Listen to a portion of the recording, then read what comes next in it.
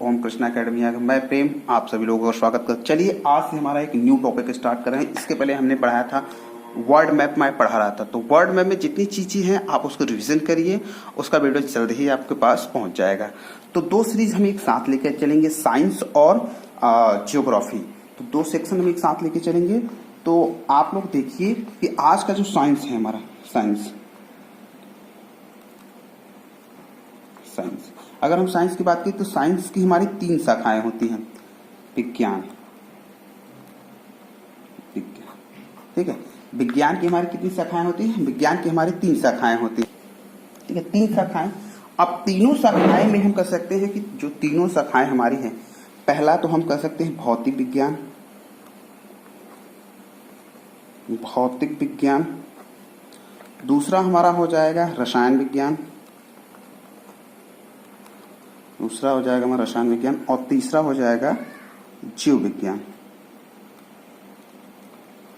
ये इसकी 3 शाखाएं होती हैं विज्ञान की, ठीक है। अब विज्ञान की 3 शाखाएं, तो तीनों शाखाओं के विषय में हम लोग अलग अलग पढ़ेंगे, जिसमें हम पहला टॉपिक हम पढ़ाएंगे आपको जीव विज्ञान। क्या पढ़ाएंगे? जीव विज्ञान।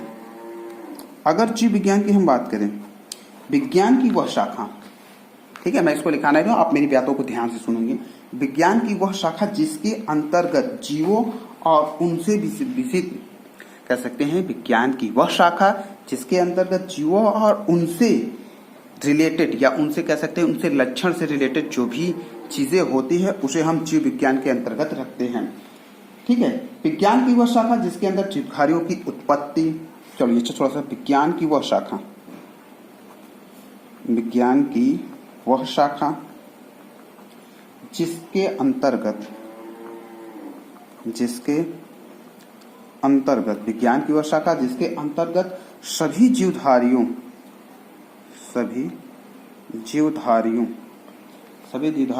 की उत्पत्ति, विकास, क्रियाकलाप, रचना, वातावरण का उनका प्रभाव तथा कह सकते हैं उनकी पारस्परिक क्रिया, उसकी पारस्परिक क्रिया से लेकर मृत्यु तक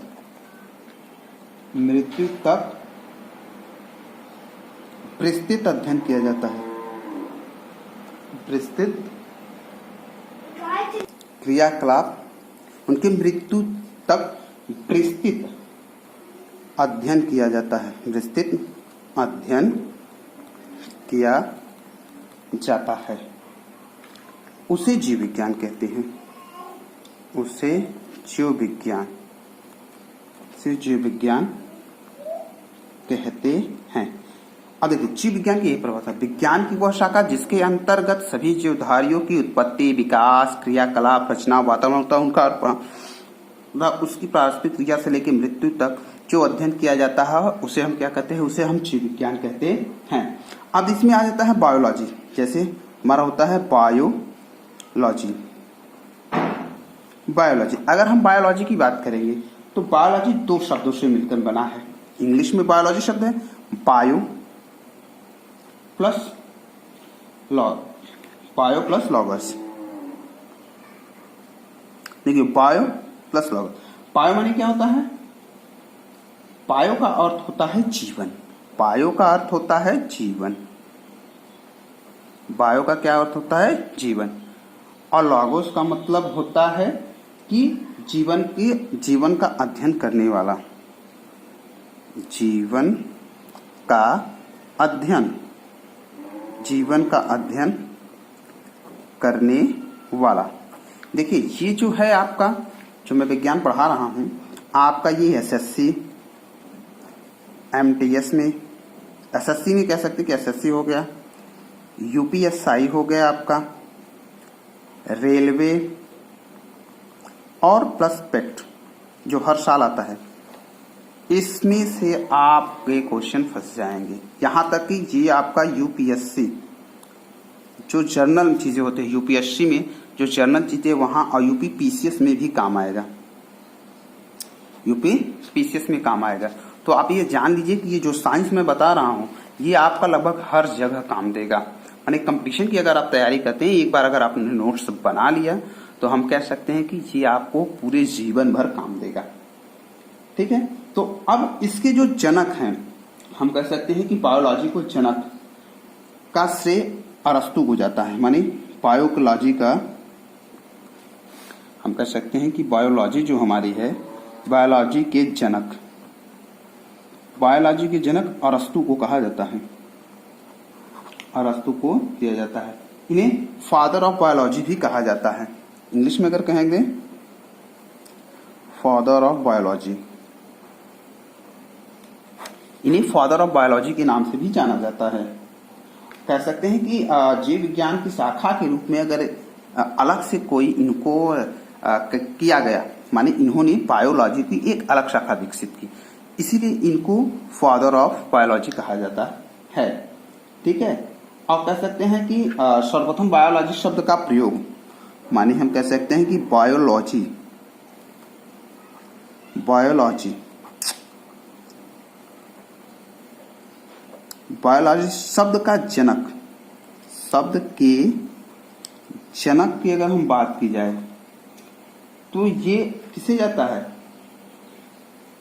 लैमार्क को जाता है। किसको जाता है, लैमार्क को, लैमार्क जाता है। और इन्होंने ये शब्द जो दिया था वो 1801 में दिया था।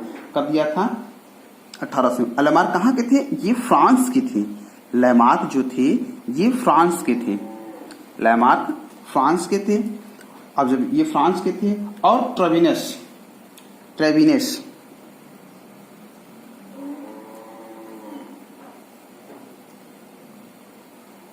ट्रेविनस अगर ट्रेविनस की बात की जाए तो ये कहाँ के थे, ये जर्मनी के थे। कहाँ के थे, ये जर्मनी में। कह सकते हैं ये दोनों वैज्ञानिक मिल के फादर ऑफ कह सकते हैं कि बायोलॉजी शब्द का प्रयोग किया, बायोलॉजी शब्द का इन्होंने प्रयोग किया। अगर बायोलॉजी शब्द का इन्होंने प्रयोग किया है, अब इसके आगे हम इसमें चलते हैं कि इसमें हमको पढ़ना क्या क्या है। ठीक है, इसमें आपको बायोलॉजी में कहते हैं कि सिलेबस, तो बायोलॉजी का जो सिलेबस है वो आपको क्या क्या इसमें पढ़ना है, वो चीजें आपको ध्यान रखनी है कि वो चीजें हमको क्या क्या पढ़नी रहेंगी। तो इसमें सबसे पहले आपको पढ़ना पड़ेगा कोशिकीय संगठन। सबसे पहले आपको पढ़ना पड़ेगा कोशिकीय संगठन। हम कह सकते हैं कि कोशिकी, अच्छा रुकिए आगे वाले पेज पे चलते हैं।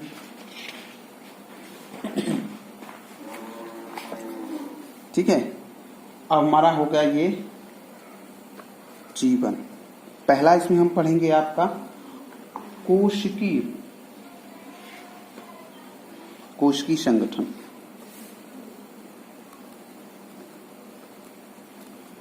कोशिकीय संगठन, कोशिकीय संगठन का होता है सेल्यूलर ऑर्गेनाइजेशन।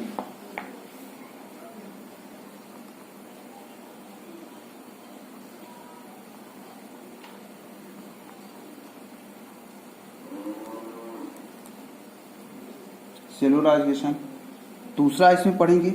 अब देखिए इसमें कोशिकीय उपापचय में कोशिकीय संगठन में कोशिका से ही जीवों की संरचना कार्यात्मक इकाई होती है। जो कोशिकीय होते हैं हमारे कोशिकीय संगठन, वो हमारे जीवन की कार्यात्मक इकाई होती है। क्या होती है, कार्यात्मक इकाई होती है। इसके विषय में हम लिखा देंगे आपको, बस आप जानिए जिसको कार्यात्मक इकाई के नाम से जाना जाता है। और सभी कोशिकाएं अर्थात शरीर, जो सजीवों में जो हम कह सकते हैं सजीव का जो शरीर होता है कोशिकाओं से मिलकर बनता है।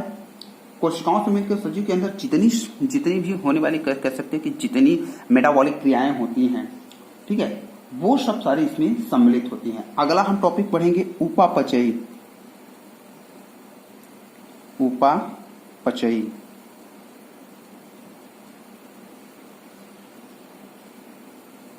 उपापचयी क्रियाएं, ठीक, इसको बोलते हैं मेटाबॉलिक एक्टिविटीज, मेटाबॉलिक एक्टिविटी,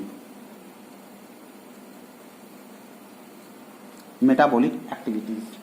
तीसरा हम पढ़ेंगे जीवद्रव्य,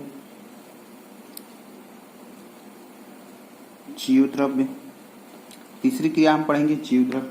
जीवद्रव्य को बोलते हैं प्रोटोप्लाज्म, प्रोटोप्लाज्म। चौथी हम इसमें क्रिया पढ़ेंगे वृद्धि, क्या पढ़ेंगे? वृद्धि। वृद्धि में हम पढ़ेंगे मात्रात्मक व गुणात्मक, वृद्धि व विकास। ठीक, वृद्धि हमारी मात्रात्मक है और जो विकास हमारी होती है वो गुणात्मक होती है। क्या होती है? गुणात्मक होती है। इसमें 5वां टॉपिक हम पढ़ेंगे गति और गमन, गति और गमन पढ़ेंगे। 6वां हम इसमें पढ़ेंगे motion and locomotion, motion and locomotion. 7वां हम इसमें पढ़ेंगे 6वां हम पढ़ेंगे पोषण, पोषण में हम पढ़ेंगे पोषण, जिसको इंग्लिश में कहते हैं न्यूट्रिएंट्स। 7वां हम पढ़ेंगे श्वसन, 7वां जो हमारी टॉपिक होगी वो रिस्पायरेशन। 8वां टॉपिक हम पढ़ेंगे उत्सर्जन,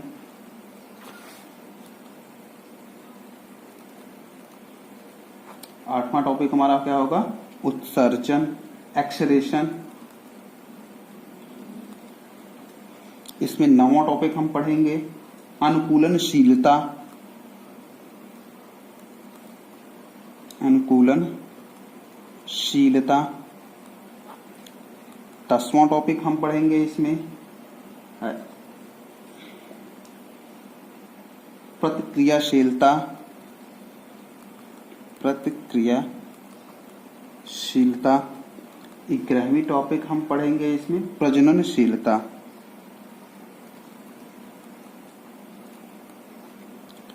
ठीक है, अनुकूलनशील एपोप्टोसिस अभिक्रियाएं, एडॉप्ट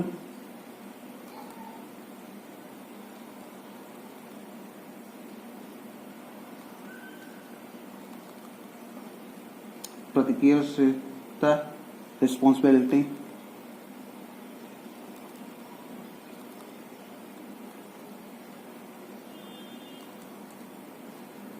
रिप्रोडक्शन,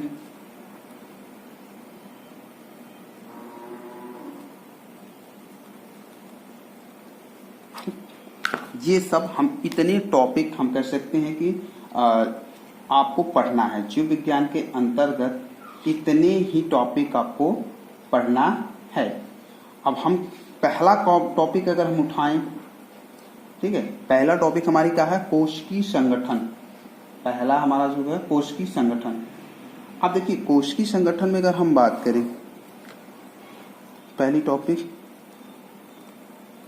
अभी इसको सब अलग अलग सेपरेट टॉपिक आपको पढ़ा जाएगा। ठीक है, अलग अलग टॉपिक में हम इसको बांट के पढ़ेंगे, और जब बांट के पढ़ेंगे तो हम अलग अलग पढ़ेंगे। ठीक है, तो अब जैसे कुछ चीजें हैं इसमें जो नॉर्मल चीजें, नॉर्मल जानकारी है वो आपको जानना जरूरी है। जैसे पहला हमारा था कोशिकीय संगठन। कोशिकीय संगठन की अगर हम बात करें, ठीक है, कोशिकीय संगठन, कोशिका ही सजीवों की संरचनात्मक इकाई होती है। जो हमारी कोशिका होती है वही हमारे शरीर की क्या होती है? कार्यात्मक इकाई होती है। कोशिका सजीवों की संरचनात्मक और कार्यात्मक इकाई, अर्थात हम कह सकते हैं कि जो सजीवों के अंदर, कह सकते हैं सजीवों का जो शरीर होता है, जितने में लिविंग ऑर्गेनिज्म है जिनका शरीर होता है वह हमारा कोशिकाओं से मिलकर बना होता है। सजीवों के अंदर जितने भी लिविंग ऑर्गेनिज्म हैं जिनके अंदर जितनी क्रियाएं संपन्न होती हैं वो सब कोशिका के अंदर ही होती हैं। कोशिकीय संगठन। अब इसके आगे हमारा दूसरा था उपापचयी क्रिया। क्या था?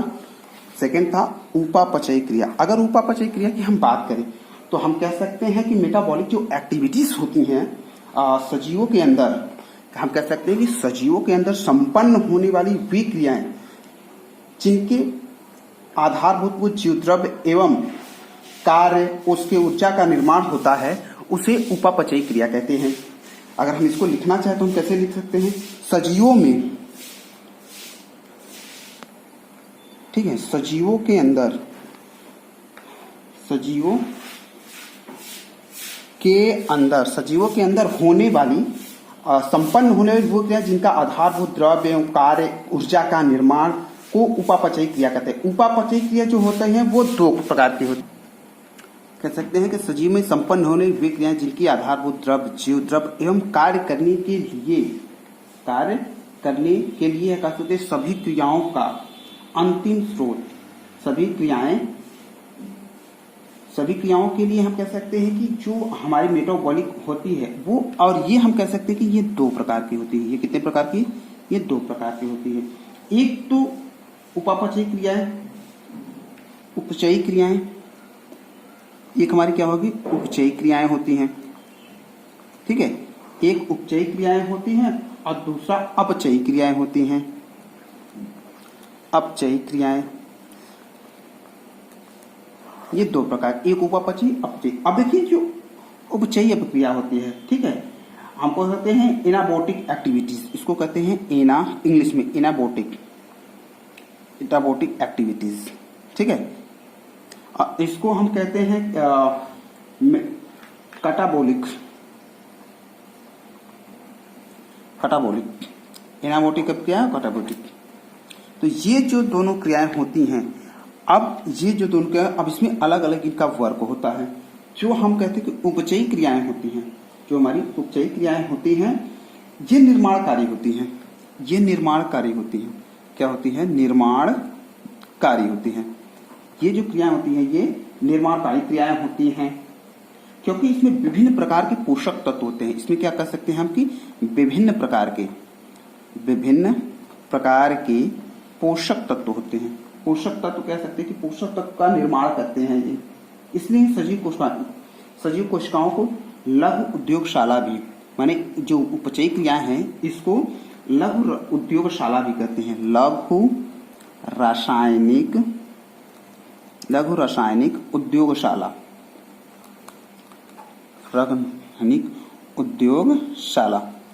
लघु उद्योगशाला भी कहते हैं इसको।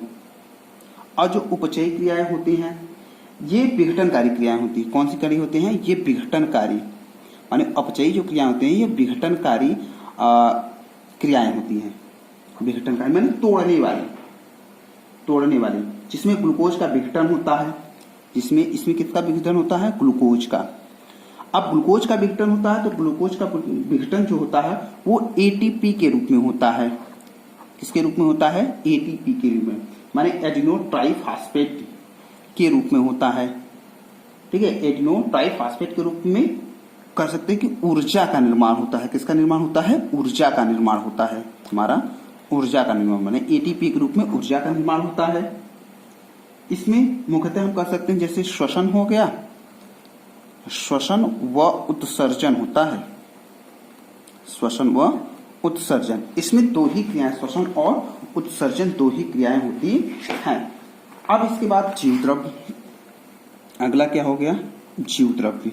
अगर जीव द्रव्य की बात करें, जीव द्रव्य को हम कहते हैं प्रोटोप्लाज्म, इंग्लिश में इसको हम कहते हैं प्रोटोप्लाज्म। देखिए प्रोटोप्लाज्म होता है प्रत्येक जीव, कह सकते हैं कि प्रत्येक जो कोशिका होती है वो जैव पदार्थ होता है, और जिसे हम कह सकते हैं जिसे जीव द्रव्य कहा जाता है। यह सभी जीवों का भौतिक आधारशिला होती है, यह सभी जीवों का भौतिक आधारशिला होती है। कह सकते हैं कि सभी जीवों का भौतिक आधारशिला होती है,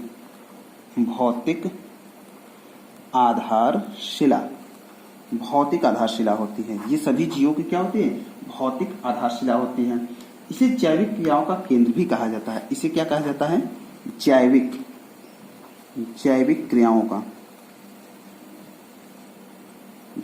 क्रियाओं का केंद्र। केंद्र कहा जाता है। माने हम कह सकते हैं इसे जैविक क्रियाओं का केंद्र भी कहा जाता है प्रोटोप्लाज्म को। यह एक तरल गाढ़ा पदार्थ होता है। कैसा होता है?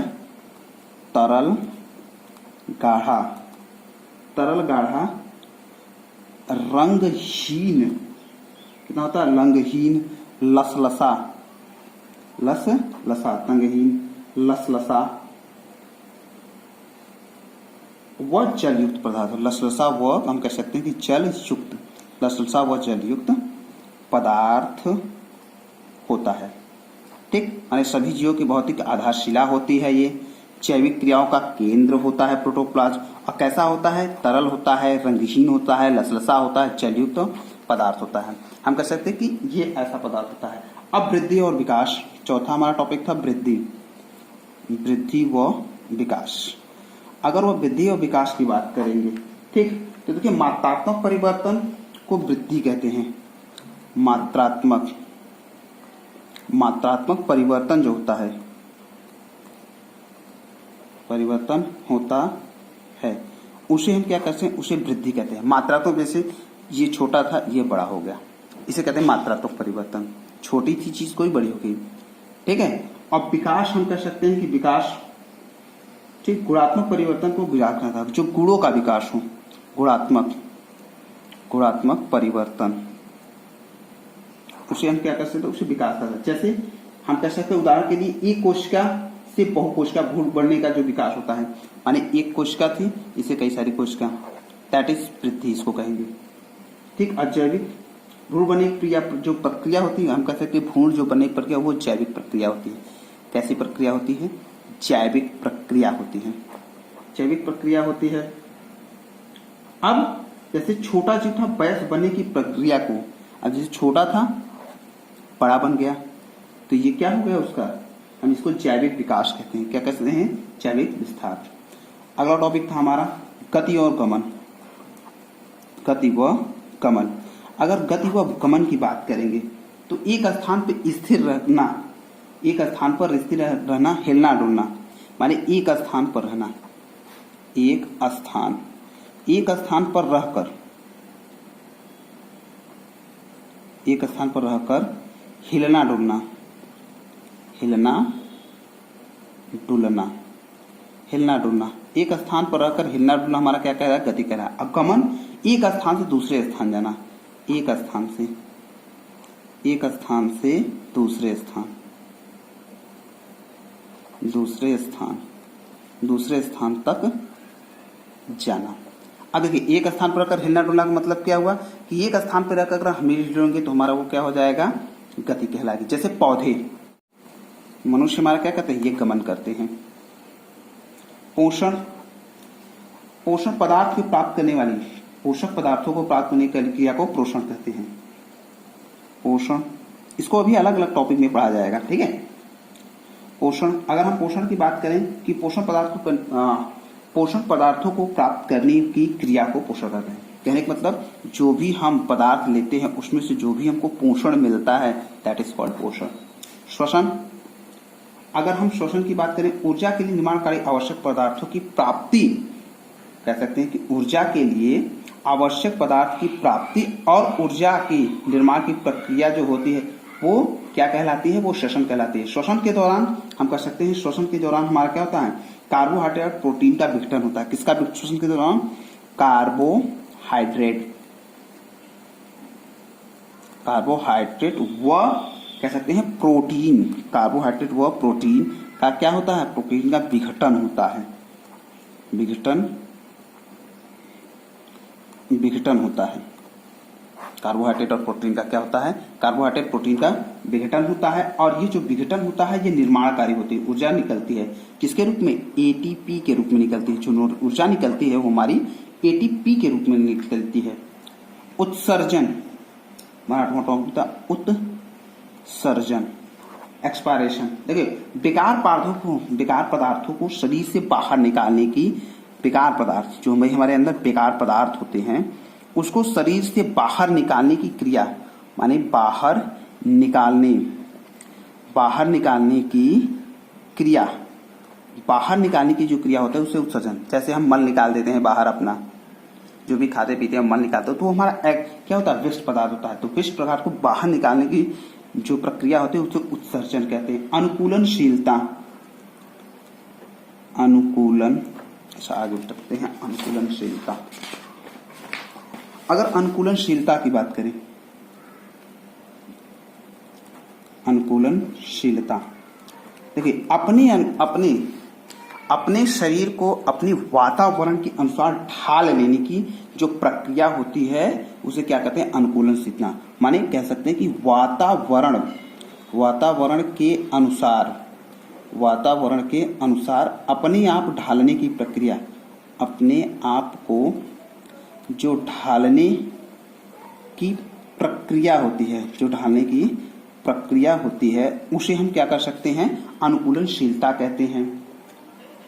ठीक, जैसे होते हैं, उदाहरण के हम कह सकते हैं सांप, बिच्छू, कीट पतंगे, ये सब बरसात के पश्चात, ठीक है, जैसे बारिश होती है, बारिश के पश्चात अपने आप को निष्क्रिय अवस्था में चले जाते हैं। ये उपापचयी क्रिया करते हैं और कम से कम उपापचयी क्रिया कम से कम करते हैं। ठीक, इनके गुणों को हम क्या कहते हैं, शीत निष्क्रियता। माने इस गुण को जो कहते हैं शीत निष्क्रियता कहते हैं। क्या कहते हैं, शीत निष्क्रियता कहते हैं।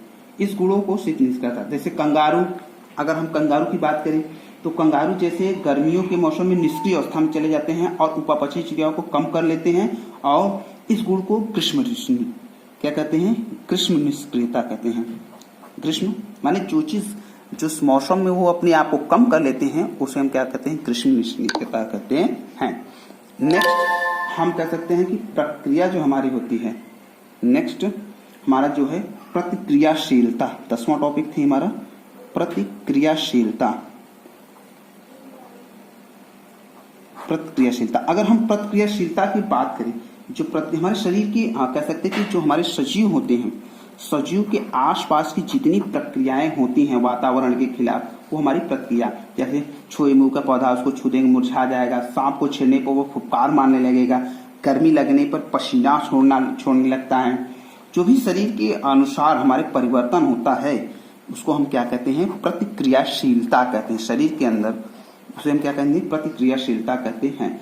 वे जीव जो शरीर के तापमान को हमेशा एक समान रखते हैं, हम कह सकते हैं कि वे जीव जो शरीर को एक समान रखते हैं, और कह सकते हैं कि वातावरण के अनुसार परिवर्तन नहीं होता है, उसे हम क्या कहते हैं, समतापी कहते हैं। क्या कहते हैं, समतापी, या हम कहते हैं गर्म रक्त वाले प्राणी कहते हैं, गर्म रक्त वाले प्राणी कहते हैं, या गर्म रक्त वाले जीव कहते हैं। माने शरीर के अनुसार उनके शरीर के टेम्परेचर में कोई भी परिवर्तन नहीं होता है। कह सकते हैं कि जिनके प्रतिक्रियाशीलता का मतलब ये शरीरों के अंदर जो कह सकते हैं कि गर्म रक्त वाले जितने भी जीव होते हैं शरीर के अनुसार उनका कोई भी परिवर्तन नहीं होता है। जब कोई भी परिवर्तन नहीं होगा तो हमारा क्या हो जाएगा, वो कह सकते हैं गर्म रक्त वाले नहीं। प्रजननशीलता, अगर प्रजननशीलता की हम बात करें तो जो प्रजननशीलता है, ठीक है, अपने जैसे जीव उत्पन्न करना,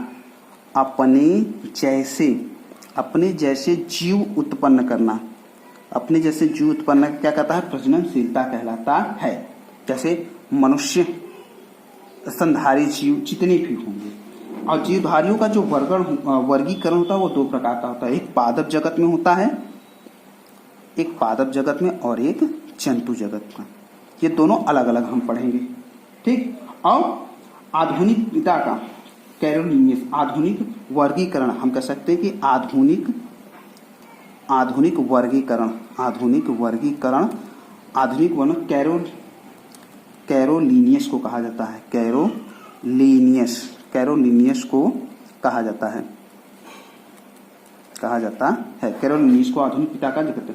इन्हें, और इसके बाद हम कह सकते हैं फादर ऑफ टैक्सोनॉमी, माने आधुनिक कह सकते हैं कि आधुनिक वर्गीकरण की जो प्रणाली थी वो इन्होंने दिया था।